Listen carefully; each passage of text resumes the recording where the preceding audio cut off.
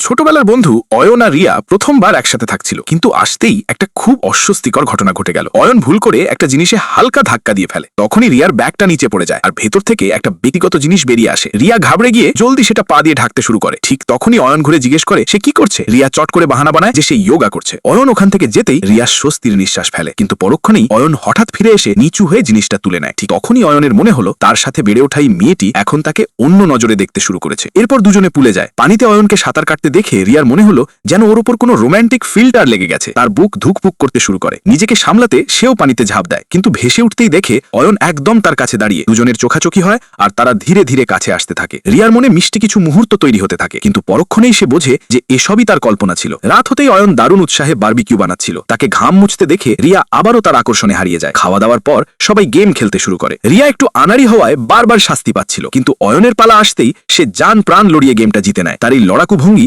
রিয়ার আরো ভালো লেগে যায়। তখনই রিয়ার এক্স দুজনকে একটা রোম্যান্টিক চ্যালেঞ্জ দিয়ে বসে। অয়নের চেহারায় দ্বিধা দেখে রিয়ার নিজের কষ্ট লুকিয়ে পার্টি শেষের কথা বলে। গভীর রাতে সে একা পুলের পাশে বসেছিল। তখনই সে দেখে অয়ন পাশেই ঘুমিয়ে পড়েছে। সে আলতো করে কম্বল তুলে ওর গায়ে জড়িয়ে দেয়, কিন্তু ওর মুখের দিকে তাকিয়ে তার আর ওখান থেকে যেতে ইচ্ছে করল না। সে ধীরে ধীরে ওর কাছে যেতে থাকে আর তার চোখ ওখানেই আটকে যায়। সে বুঝতে পারছিল না এটা শুধুই ছোটবেলার বন্ধুত্ব নাকি তার মন সত্যিই বদলে গেছে। অন্যদিকে অয়ন এসব থেকে একেবারেই বেখবর।